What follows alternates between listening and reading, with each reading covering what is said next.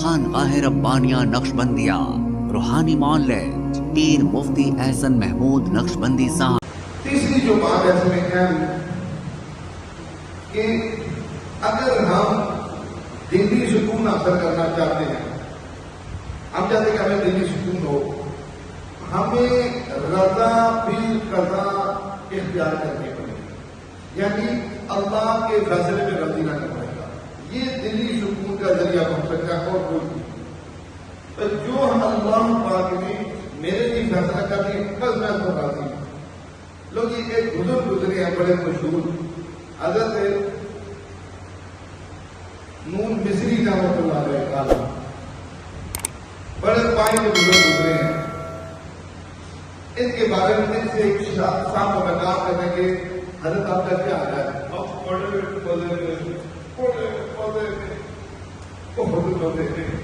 اس لیے مزے میں ہوں کہ ساری کائنات کا نظام میری مرضی سے چل رہا ہے، میں بڑے مزے میں ہوں کہ سارا نظام میری مرضی سے چل رہا ہے، ہر حال میری مرضی سے آ رہا ہے، میں بڑے مزے میں ہوں۔ اور صاحب حیران ہو گئی یہ بات سن کے، بھائی آپ اتنے بڑے بزرگ کو یہ کیسی باتیں کر رہی ہیں؟ ایسی تو کسی نبی سے بھی نہیں سنی، کسی نبی سے بھی یہ نہیں سنا تو کہتی میں بڑے مزے میں ہوں، اور آپ کہہ رہے میں بڑے مزے میں ہوں۔ یہ کیسی آپ نے بات کر دی؟ سنیے،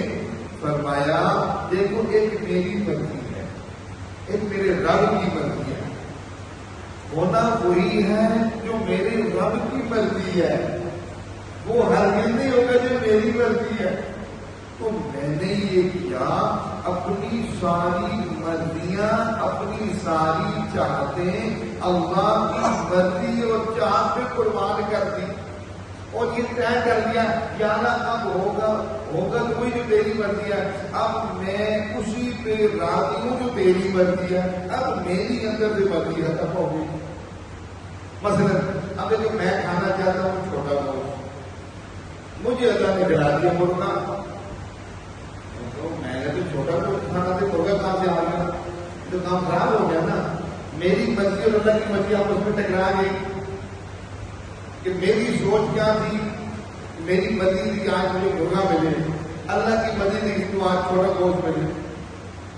اب جب مرضی یہ ہماری مرضی ٹکرا گئی، جب ایک بندے نے یہ طے کر دیا کہ میں وہی کروں گا جو میری رب کی مرضی ہوگی، جو مجھے اللہ کھلائے گا کھا لوں گا، جو پلائے گا پی لوں گا، جو بنائے گا پہن لوں گا، جہاں رکھے گا رہ جاؤں گا، اپنی کسی مرضی کا اظہار نہیں کرتا یا اللہ کے کسی فیصلے پہ ناراضگی کا اظہار نہیں کرتا، تو یہ گویا ایسا ہو گیا کہ جیسے اللہ کی مرضی۔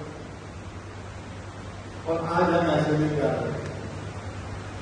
آج ہم جب میری مرضی کے خلاف کام ہوتا ہے ہمیں غصہ آتا ہے، یہ کیوں اثر ہے؟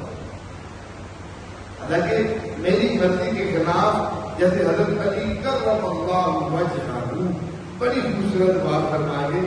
فرمائے شیر خدا حیدر کرام کہ میں نے اپنے ارادوں کو ٹوٹنے سے اللہ کو پہچانا، اور میں ایک کام کرنے کا ارادہ کرتا ہوں ٹوٹ جاتا ہے، توڑنے والا ہے نا اس کو پیچھے،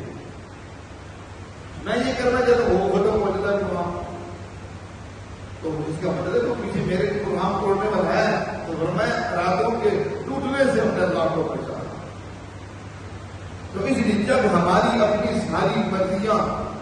اللہ کی مرضی میں قربان ہو جائیں گی تو فرمایا حضرت نور مصری رحمۃ اللہ علیہ نے، اس لیے میں بہت مزے میں ہوں، کوئی تکلیف آتی ہے تو زبان پہ گلا نہیں آتا، کوئی مشقت آتی ہے تو گلا نہیں آتا، بھوک آتی ہے تو گلا نہیں آتا، مصیبت آتی ہے تو رب پہ گلا نہیں جاتا، اس لیے اللہ نے جو فیصلہ کر دیا میرے بارے میں مجھے قبول ہے۔ تو ہم کیا کہتے ہیں، کاش ایسا نہ ہوتا، کاش یہ نہ ہوتا، کاش وہ نہ ہوتا، ہم ایسے کرنے والے۔